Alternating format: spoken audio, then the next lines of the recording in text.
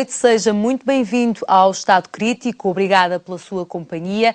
Já sabe que nós lhe vamos fazer companhia em debate aqui até às 11h30.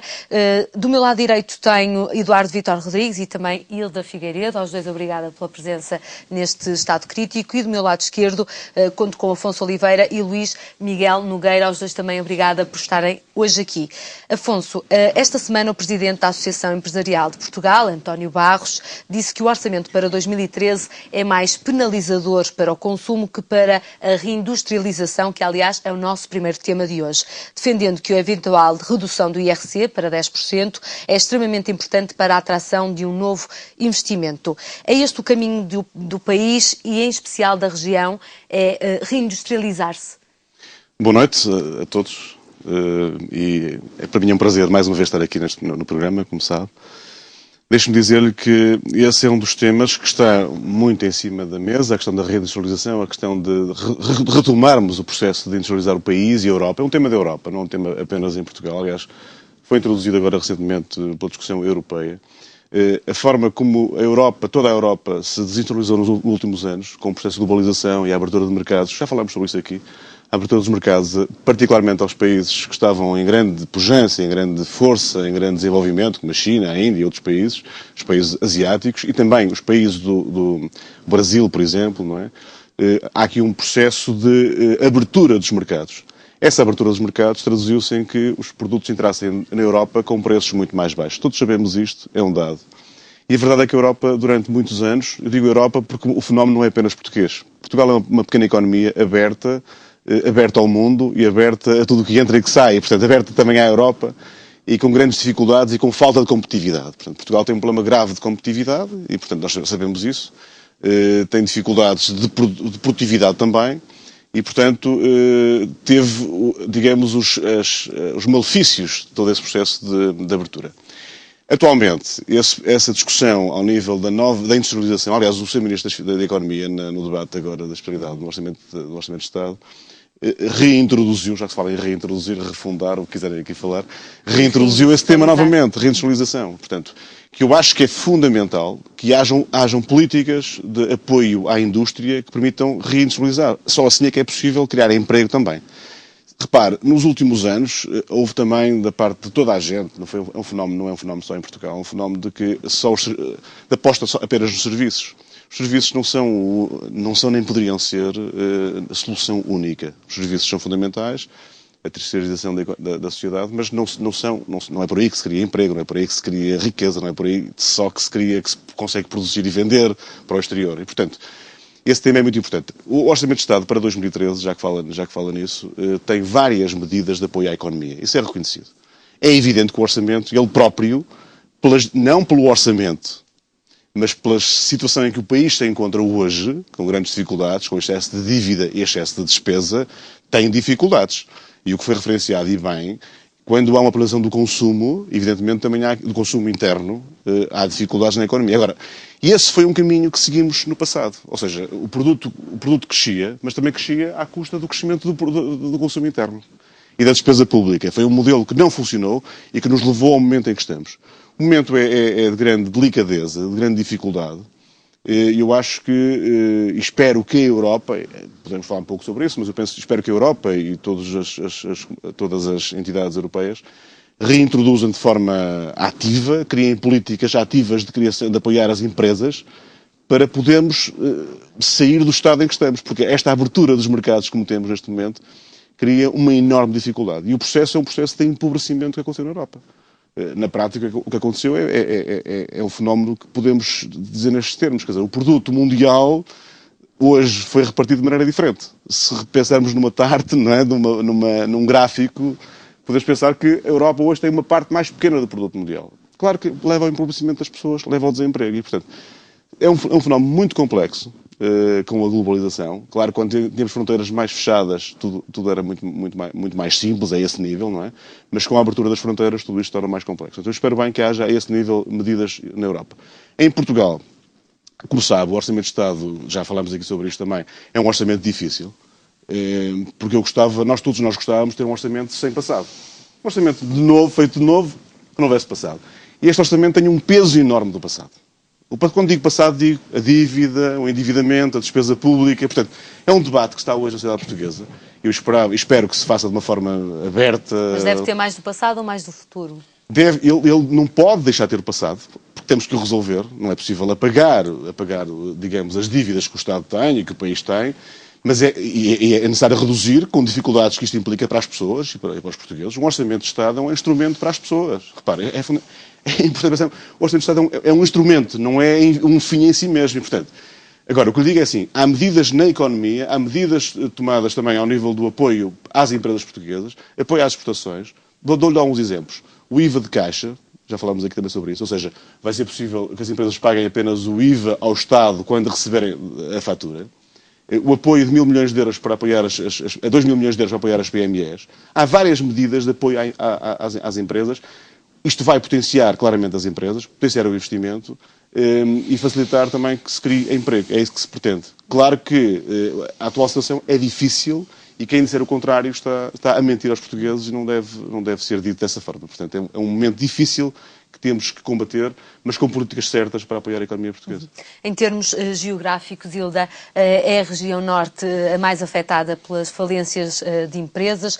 De que forma é que se pode aqui colocar um travão, não só dando condições a mais investimento e a novo investimento, mas também a um travão nas empresas que já existem e que neste momento estão a passar por dificuldades?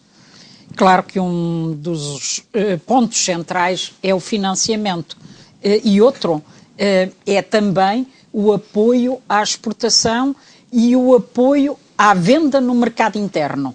E eu acrescento este aspecto que é, em geral, esquecido pelo Governo. As vendas em Portugal são um aspecto importante para as nossas micro, pequenas e médias empresas da indústria e da agricultura e das pescas. E esse problema está a ser descurado quando se está a diminuir drasticamente o poder de compra da população, com todas as medidas contidas no Orçamento de Estado e com o empobrecimento generalizado da população, com o desemprego, com a pobreza, com a exclusão social. Portanto, uma forma de apoiar as micro, pequenas e médias empresas da indústria, da agricultura e das pescas é melhorar o poder de compra da população, porque é quem mais perto está para lhes adquirir as suas produções. E quando é que isso vai ser possível? Melhorar o poder de compra? Com uma outra política, com um outro orçamento de Estado. Naturalmente que isto também significa uma necessidade de um maior financiamento.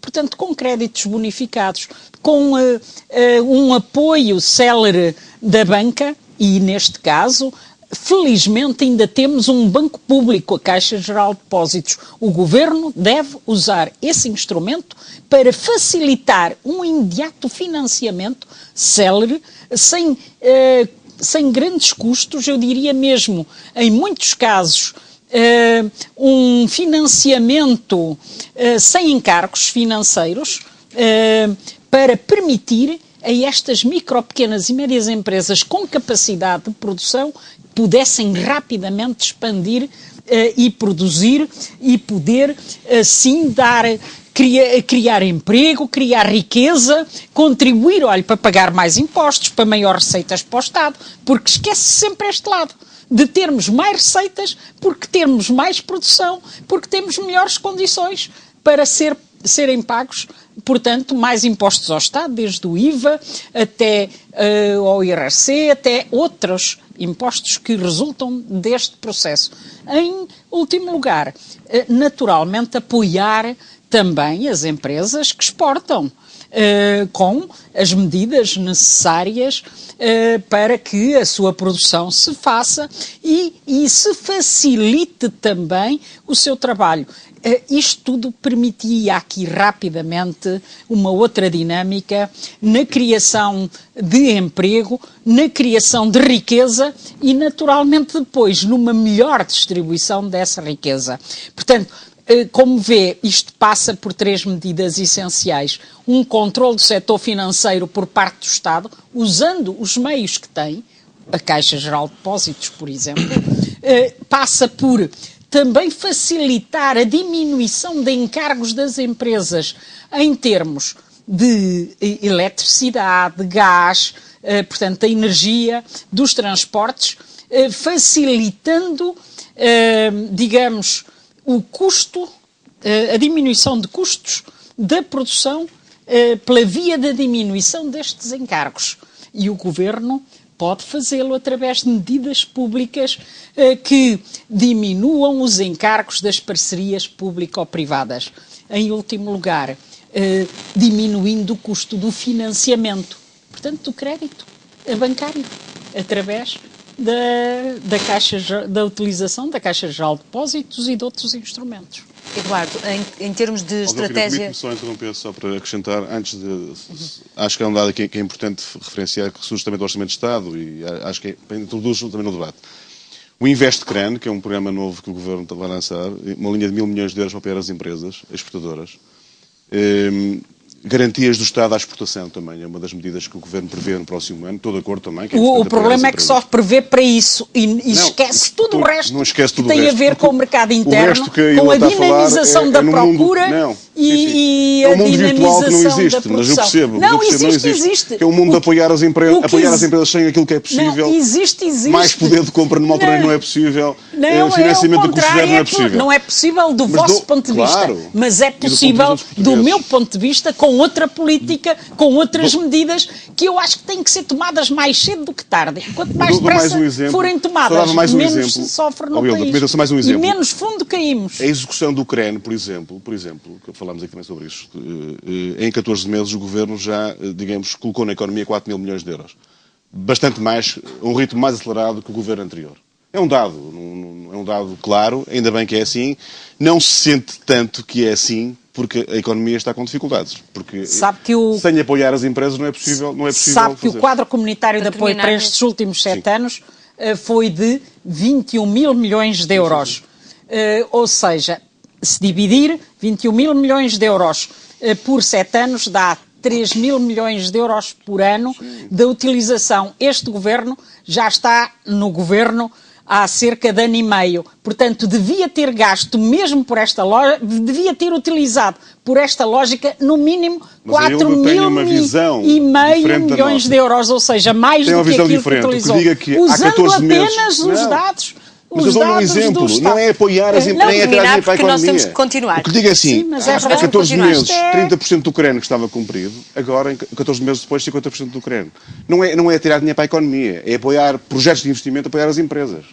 Eduardo, vamos continuar. Em termos de estratégia para a região norte, em que indústrias é que se deve apostar aqui na região? Muito bem. Uma boa noite a todos, uma boa noite para si. Eu gostava de começar por uma questão prévia de enquadramento que diz respeito àquilo que é o modelo, àquilo que significa um modelo de reindustrialização, quer no contexto português, quer mesmo no contexto europeu. Isto porque nós também vivemos num tempo em que, como sempre, aliás, prevalecem as modas. Nós tivemos um modelo muito keynesiano, inclusivamente corporizado pelo professor Cavaco Silva, com a tentativa de alavancagem da economia, como agora se diz, a partir das obras públicas. Depois tivemos um modelo claramente assente no consumo interno, que aliás era compatível com o próprio modelo keynesiano de Cavaco Silva. Foi um modelo onde... Foi um modelo... com certeza. Foi um modelo de consumo interno que, ao contrário do que há pouco disse o Afonso, do meu ponto de vista, teve enormes virtualidades. Foi um impulso importante à classe média, foi um impulso importante à própria receita do Estado, permitiu um alargamento do próprio acesso de vastas camadas da população que estavam fora de alguns setores de consumo, até de coisas mais básicas. Mas nessa altura a exportação estava, não digo esquecida, mas... Sim, pois essa é a questão. Ou seja, do modelo keynesiano, não disse o contrário, do modelo keynesiano para um modelo assente numa lógica muito forte de consumo interno, mas neste momento estamos numa moda de uma quase exclusividade de abordagem às exportações como o grande baluarte do crescimento do país. E eu, acreditando e tendo uma noção clara do papel das exportações, eu acho que um processo de reindustrialização tem que ter uma dupla componente. E para o Norte, em particular, tem que ter uma dupla componente. Por um lado, as exportações, é verdade. Mas, por outro lado, há uma necessidade de intervenção do Estado, antes mesmo do apoio às empresas, do apoio ao crédito, com o qual, de uma forma generalizada, modificando os modelos, eventualmente, mas estaremos todos de acordo, que é a identificação daquilo que são os nichos para os quais nós podemos direcionar a nossa atividade económica numa lógica de substituição das nossas próprias importações. E esse é um debate que tem que ser feito. Eu sei que a substituição de importações é uma estratégia económica que normalmente é desagradável, porque tem por trás, inclusive, algum debate ideológico e alguma componente até do nosso próprio passado difícil de incorporar, mas a substituição de importações revela duas coisas. Revela, em primeiro lugar, que o Estado pode ter um elemento, pode ser um fator importante de planeamento da própria economia, no sentido moderno do que podemos chamar o planeamento da economia, mas depois também assentar o modelo de industrialização nas nossas próprias dinâmicas internas. Ou seja, é bom que se perceba que no Norte, nós não no Norte e no país, mas particularmente no Norte, nós não podemos contar com um processo de reindustrialização feito à custa de 2 ou 3 auto-Europas que para cá venham rapidamente, porque se percebe que isso não é viável. A Hungria ou a Tunísia competem muito melhor para esse fim do que nós. Uma boa parte do nosso processo de reindustrialização passa por cativar empresas, o crescimento, o surgimento de empresas que estão normalmente mais próximas do empreendedorismo, até mesmo da economia social, etc., etc., do que das multinacionais.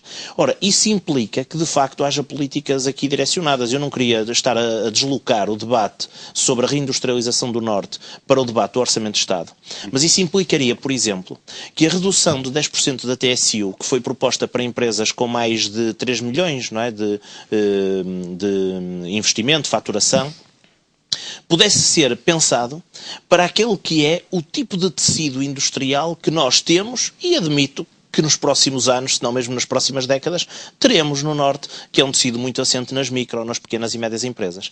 E aquilo que me parece é que, mais uma vez, este critério que o Governo utiliza de benefício fiscal em sede de TSU, beneficia mais de IRC, peço desculpa, beneficia mais as grandes empresas do que aquilo que é o nosso tecido industrial mais típico da própria região Norte. E aqui nós tínhamos uma necessidade objetiva, que é apostar num planeamento da economia e na identificação de alguns dos setores onde nós somos importadores e que depois olhamos para ainda recentemente os dados do INE mostravam, nós olhamos, como é que nós importamos isto? Como é que nós estamos a importar isto? Se nós éramos produtores de bens e não apenas bens industriais, aliás, no domínio alimentar. E este ainda por cima é um esforço que pode ser feito usando a história como o nosso baluarte. A Espanha fez isto na indústria agroalimentar, com um sucesso que é reconhecido, eu quase me apetecia dizer, mundialmente. E eu penso que Portugal tinha aqui uma oportunidade também para olhar para um processo de reindustrialização numa perspectiva que fosse uma perspectiva de reforço dos nossos próprios capitais internos. Mas depois deixe-me só dizer uma coisa, porque eu acho que isto é muito importante, para também não estarmos a alimentar um discurso de abstração excessiva. É que não há processo de reindustrialização no Ocidente, na Europa Ocidental, que sobreviva, para além do discurso, pelo menos, que não passe por uma regulamentação dos mercados e da lógica global de funcionamento da economia. Mas tanto aí quanto isto a Europa tem que ter aqui um papel mais ativo. Com certeza, tem que ter um papel mais ativo. Tem que ter um papel ativo no que diz respeito às políticas europeias, mas também no que diz respeito às políticas de organizações mundiais, onde a Europa tem uma participação. A Organização Mundial do Comércio tem que abrir os olhos para esta realidade. Porque ainda por cima esta realidade, só para dar este exemplo, é cínica. Nós pactuamos com trabalho infantil de países pobres e emergentes, como se nada fosse, em nome de uma competitividade global sem regras nenhumas. A regulamentação pode ser uma forma de proteção das próprias economias emergentes naquilo que diz respeito às suas formas mais arbitrárias de utilização de mão de obra barata. Isto para falar só do custo da mão de obra, para não falar da dimensão ambiental, que é fundamental. É nós termos a noção que estamos a comprar sapatilhas de marcas importantes, cozidas com os dedos de crianças de 10 anos que ao fim de de meia dúzia de meses estão perenemente tortos pela força que a agulha tem que fazer na sapatilha, mas como não são as crianças de Felgueiras, não tem mal nenhum. E, portanto, nós precisamos aqui de um debate que seja também um debate ético, ambiental e de direitos humanos, porque é disso que, afinal, estamos a falar quando falamos de instrumentos reguladores da própria economia. Luís Miguel, já no final de outubro, o Ministro da Economia, Álvaro Santos Pereira, defendeu que a União Europeia tem de rever a sua política de concorrência e auxílios do Estado, tendo presente os condicionalismos de ordem financeira que as empresas da Europa enfrentam. Ou seja, Álvaro Santos Pereira quer dizer o quê? Que é preciso políticas, de alguma forma, protecionistas do próprio mercado europeu? Delfina, muito boa noite. Um ponto prévio, como é óbvio. Em primeiro lugar, muito boa noite a toda a gente que nos está a ver em casa, aos nossos telespectadores. Muito boa noite a todos os presentes. É um gosto enorme estar aqui na vossa companhia. Pessoas que eu conheço há uns anos e acompanho e admiro, apesar de pensarmos de forma sustentavelmente diferente. Permita-me uma resposta muito rápida e depois uma fundamentação na minha própria resposta. O Ministro da Economia disse aquilo que disse devido a tudo aquilo que já ouvimos aqui hoje, que acho que é evidente. Nós estamos a querer competir com países e com mercados e com realidades completamente diferentes das nossas. Portanto, é impossível falarmos em reindustrializar o país sem primeiro falar da estratégia dessa própria reindustrialização. Portanto, mais uma vez estamos a abordar o problema pelo telhado e toda a gente sabe que as casas não se constroem pelo telhado, constroem-se das bases e há outras reflexões mais importantes que teremos que fazer. Em primeiro lugar, temos que nos lembrar de uma coisa. Portugal não está sozinho. Portugal, desde 1986, que está inserido numa realidade europeia e muitas das decisões que poderíamos tomar no sentido dessa própria reindustrialização não as pode tomar hoje. Nós não podemos desatar todos agora a falar em reindustrialização sem analisar bem o contexto em que estamos inseridos. Mas também foi a par da Grécia, Portugal, os dois países que menos aumentaram as exportações desde a adesão à CE. Com certeza, mas na altura os governantes que aderiram quase de uma forma, não vou classificar, mas de uma forma entusiasta à União Europeia, se calhar não fizeram as contas de quanto é que ganhávamos e quanto é que perdíamos. Eu acho que essa reflexão deveria ter sido mais prolongada e recorde-se que Portugal já estava em negociações com a União Europeia ou com a Comunidade Económica Europeia na altura há décadas. Por opção política, na década de 60, optamos por não integrar e optamos a EFTA, e entramos na EFTA. E depois, na década de 80, quando andávamos ali meios perdidos, já após 2 resgates por parte do FMI, decidimos aderir à União Europeia ou à CE, porque pensávamos que ali estava a solução para todos os nossos problemas. Estava, de facto, para alguns problemas, mas veio agravar outros problemas, que depois, com se calhar mais atitudes entusiastas ao longo dos últimos 26 anos, nos puseram na situação de total dependência como estamos. Portanto, as pessoas não pensam na sua autossuficiência, o país não pensou na sua autossuficiência, abdicou de setores estratégicos nos quais tínhamos décadas de experiência, nomeadamente na e abdicamos da possibilidade de, por exemplo, regular o que é que entra e o que é que sai nas nossas fronteiras e a que preços é que entra e que sai nas nossas fronteiras. Portanto, voltando ao início, Portugal, se quer reindustrializar, primeiro tem que fazer um plano estratégico, tem que ter uma estratégia. Quer reindustrializar como? Aonde? Tem que analisar as variáveis externas. Nós estamos inseridos na Europa, por exemplo, não podemos decidir no que diz respeito à política fiscal ou política aduaneira. Nós não podemos impor pautas aduaneiras para um país asiático por nós próprios. Portanto, isto terá que ser um esforço e terá que ser uma estratégia a nível europeu. Depois tem que pensar também como reindustrializar, portanto, tem que olhar para dentro do país, depois de analisar as variáveis externas e analisar que também o que é que assinamos, no que é que nós anuímos no contexto europeu, e aí a Europa realmente tem pecado bastante, porque tem olhado mais ao lucro imediato e menos a uma perspectiva social a médio e longo prazo. Quando assinamos os acordos que assinamos na OMC em 93, condenamos algumas indústrias nacionais. nas quais nós éramos bons e éramos competitivos. Porque é impossível, Portugal não pode competir com a Índia ou com a China, porque eles não trabalham nas mesmas regras que nós trabalhamos. Lá não há segurança social, não há sistema nacional de saúde, não há educação pública, não há regras nem respeitos até... Não pode competir no preço, não Luís, mas e no valor acrescentado daquilo que se produz? Isso aí leva-nos para outras discussões, e posso-lhe pôr já aqui uma discussão académica que se dá nas faculdades em muitas alturas. E na minha Deus, eu como gestor, ouvi muitas vezes a história da Barbie, não é? A história da Barbie é assim, os chineses fazem a Barbie a €1. E transportam a Barbie pelo oceano todo e tal, e quando chega à América ela vale €1. E depois os americanos vendem-na a €10. Portanto, nós queremos estar do lado de quem vende a Barbie a €10 e ganhar €9 só porque produzimos ou promovemos uma marca, ou queremos estar do lado dos chineses. Portanto, vamos competir com os chineses para €1 ou vamos competir com os americanos para ganhar €9. Portanto, é aqui que nós nos temos que nos posicionar.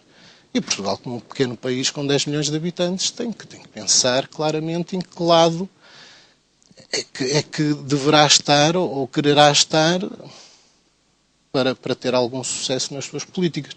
Mas a mim o que me preocupa essencialmente é que, em primeiro lugar, se comece a pôr perante a Europa as questões que têm que ser postas. Portugal é um pequeno país, é um país periférico. É um país que faz bem muitas coisas e que podemos contribuir para uma reindustrialização europeia num contexto europeu. Não podemos pensar isto sozinhos, senão não vamos a lado nenhum. A questão do financiamento que aqui abordamos é extremamente importante. Muitos portugueses, há muitos anos para cá, têm vindo a falar na criação de um banco de fomento para ajudar as empresas. Não podemos falar na Caixa Geral de Depósitos, porque a Caixa Geral de Depósitos está reposicionada. O Ministro da Economia falou exatamente nisso. Com certeza, e muitos outros agentes políticos portugueses e homens de bem têm vindo a falar nisso. Não é uma ideia nova, portanto, não é uma ideia nova. O Banco de Fomento Nacional existiu durante muitos anos e não se sabe bem porque liquidou-se. Poderemos abordar outro tipo de questão, outro tipo de raciocínios. Eu concordo inteiramente com o Eduardo Vítor quando diz, mas vamos reindustrializar como? Metendo aqui mais 2 ou 3 auto-europas? Claro que não. A nível nacional, devemos nos preocupar em incentivar o aparecimento de indústrias que incorporem fortemente matéria-prima nacional, porque é assim que uma economia desenvolve e que cresce, é incorporando ao máximo matéria-prima nacional e que depois exporte os seus bens. Portanto, temos que pensar bem no que é que nós somos bons a produzir, que tipo de matérias-primas é que temos para incorporar e quais são as necessidades a nível mundial. O Ministro anunciou ainda, Afonso, que vai lançar o plano, e porque aqui estamos todos a falar em estratégia, um plano estratégico até 2020 para a reindustrialização, e admitiu criar títulos de dívida emitidos para o desenvolvimento. Na ótica também do Ministro, Portugal pode ser competitivo no setor mineiro dentro da Europa. Pode ser uma das soluções? Tem havido uma aposta do Governo nessa matéria também, de potenciar aquilo que são os minerais, aquilo que é possível produzir em Portugal e que temos riquezas e que não tinham sido potenciadas. A aposta do Ministro e do Governo tem sido muito forte a esse nível. Ele tem referenciado isso de uma forma permanente e há trabalho desenvolvido a esse nível. Outra das medidas que referenciou e bem é criar uma linha de crédito às empresas por essa via também, criar obrigações em que o Estado também intervém. E, portanto, essa referência também já surge também no Orçamento de Estado para 2013. Vamos ver em que termos. Confesso que não tenho ainda uma noção exata como é que vai ser apresentado, vai ser feito, implementado, mas é uma das medidas possíveis. Ou seja, o Governo, é aí que eu queria também chegar, o Governo está preocupado, claramente, tem demonstrado preocupação com o financiamento das empresas. E, portanto, com o apoio às empresas pela via da Europa, portanto, por fundos comunitários, e pela via do país, quando pensa em criar esse tipo de mecanismos. Uma outra medida também, já agora se me permite, não tem a ver já com o setor mineiro, mas tem a ver com outra questão, com as empresas, por exemplo, de construção, que é uma área muito complexa em Portugal, por razões óbvias, porque houve uma redução da construção, porque não há grandes investimentos públicos, mas há uma medida que o Governo está a pensar, faz parte também do Orçamento de Estado, que é tentar libertar num prazo mais curto as garantias bancárias que as empresas de construção têm e, portanto, poder por essa via libertar também linhas de crédito de 3 mil milhões de euros que as empresas têm junto da banca. Isto tem uma vantagem muito grande, como está a ver. Qual é a vantagem? Liberta a capacidade de crédito das empresas junto dos bancos e também reduz os custos que as empresas têm com os bancos. Portanto, há aqui várias vantagens que são evidentes. Portanto, há várias medidas tomadas deste nível. Eu queria, já agora, se me permite, Delfina, referir aqui a questão da medida que foi anunciada. Não é uma medida, mas é uma ideia, não está ainda definida, que é a questão dos novos investimentos poderem ter uma taxa de IRC muito mais baixa. Claramente a mais baixa praticada na Europa, 10%. Eu acho, sinceramente, uma ideia muito interessante e vamos ver se é possível ou não implementar e em que termos. Porque não sei, há aqui questões que também têm a ver com a concorrência da Europa. Há aqui várias matérias que vale a pena refletirmos, mas em que termos será possível. Se for possível, nos novos investimentos, haver aqui uma taxa de IRC francamente mais baixa, essa é que é uma boa medida. Porque esta questão que o Eduardo Vitor falava há um bocado, de haver um planeamento, que ele falou ali um bocadinho, um planeamento do Estado para a indústria, eu percebi a ideia, mas isto não é possível. O que é possível é reduzir custos de contexto, reduzir os custos de investimento dos empreendedores, tomar decisões ao nível do licenciamento, que é uma matéria que o Governo está fortemente empenhado também, licenciar rapidamente as empresas, não criar problemas às empresas. E há um problema em Portugal que é grave, e temos que reconhecer aqui, que é o problema da justiça, do tempo de decisão na justiça, que é um tempo excessivo. E, portanto, a esse nível, sim, o país tem que melhorar. Repare, há muitos estudos feitos ao nível das empresas. Há um estudo do Michael Porter muito recente, tem para aí 10 anos ou 15 anos, que foi apresentado em Portugal, que estudava vantagens competitivas, os setores mais competitivos da economia portuguesa. Isso tem sido discutido até ao limite.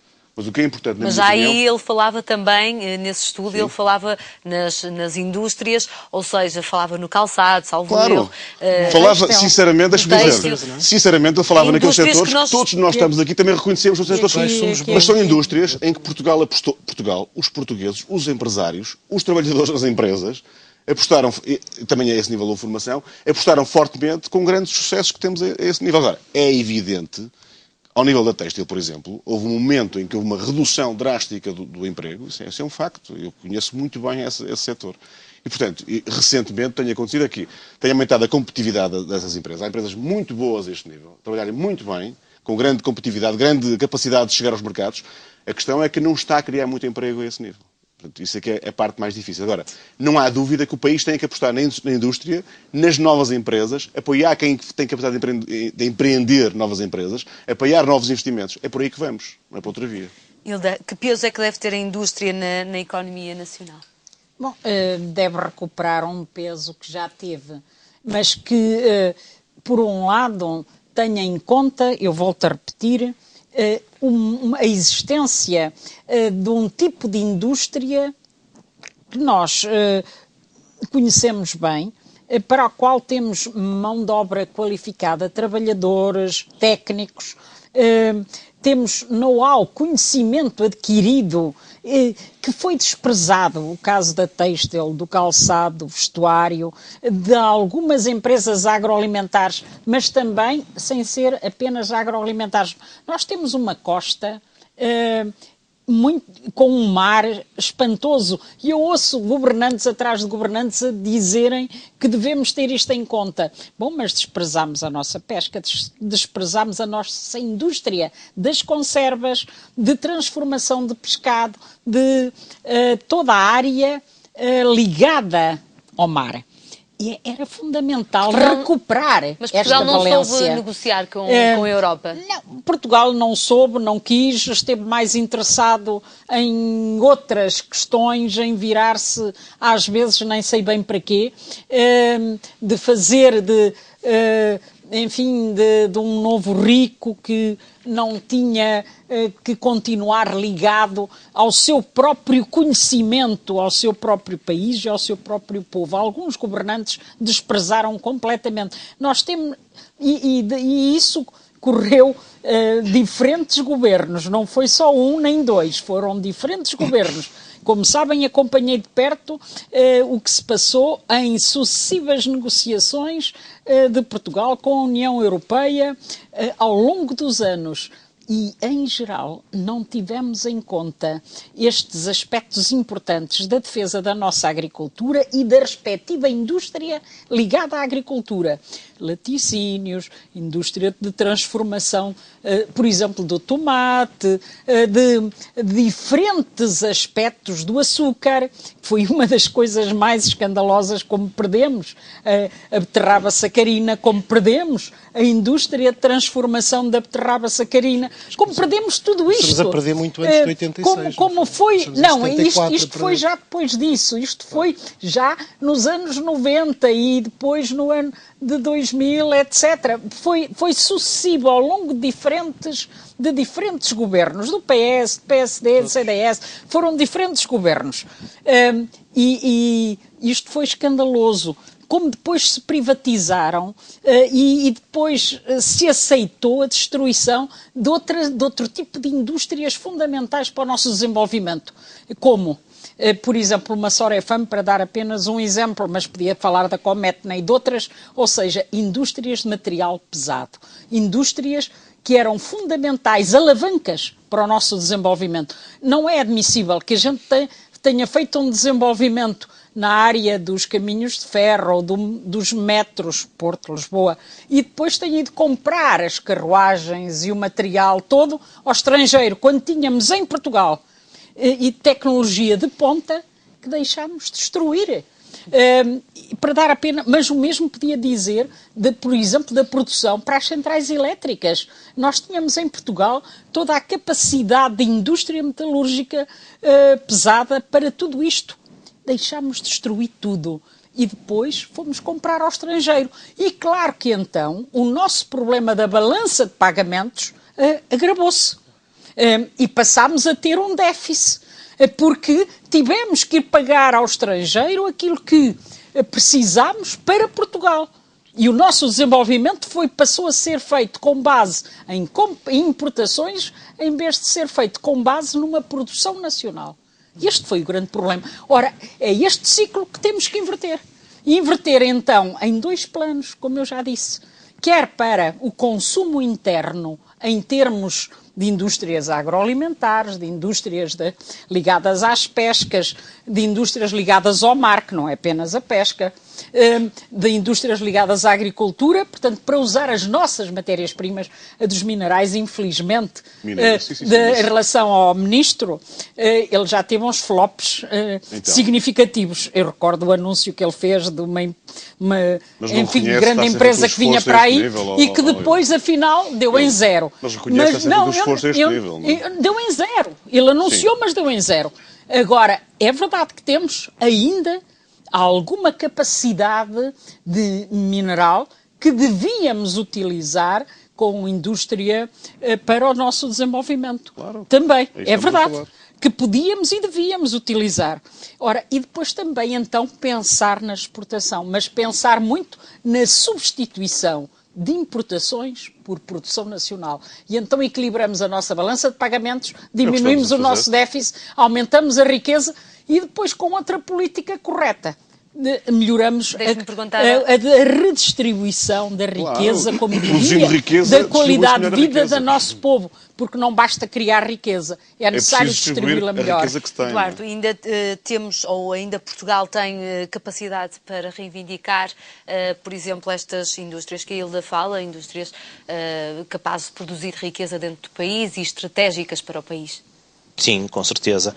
Eu penso que sim, sem dúvida nenhuma. No contexto da Europa, Portugal é uma voz credível, foi durante, em muitos momentos importantes, uma voz credível, quer pelos seus governantes, quer pela sua participação no contexto do próprio Parlamento Europeu.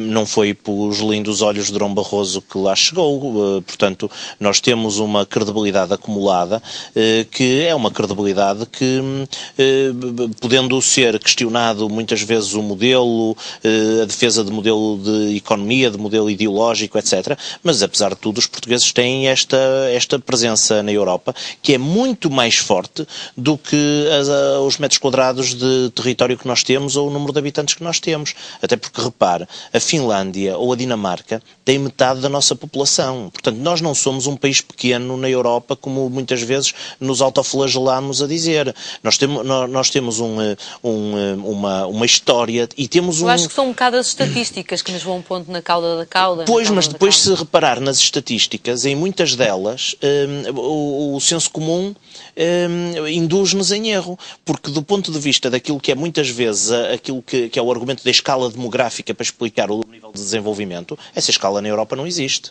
A explicação pela escala, pela grandeza demográfica ou territorial, isso não existe. A Finlândia ou a Dinamarca, acabei de o dizer, tem metade da nossa população e é incomparável de quase todos os pontos de vista, inclusivamente do ponto de vista da política industrial. Estamos mesmo em cima do intervalo, mas quero-lhe perguntar, a Europa em si está interessada na reindustrialização? Tanto quanto Portugal está de mãos atadas em muitos domínios neste processo reivindicativo das dinâmicas europeias, também a Europa está atada numa dinâmica onde os Estados Unidos têm uma forte presença e onde a Organização Mundial de Comércio está com uma dimensão, uma dinâmica política marcadamente neoliberal que impede muito do debate sobre a regulamentação e algum protecionismo necessário. Agora, este planeamento tem que se fazer e o Estado tem esta responsabilidade. A estratégia de substituição de importações não é uma estratégia à toa. É uma estratégia em que o Estado mobiliza os seus conhecimentos, as universidades, as empresas, os parceiros sociais para definir aquilo que é estratégico para o país. E isso é uma política desenvolvimentista. Nós já regressamos a este debate do Estado crítico. Para já fazemos um breve intervalo. Na segunda parte temos mais 2 temas aqui em debate. Eu conto consigo. Até já.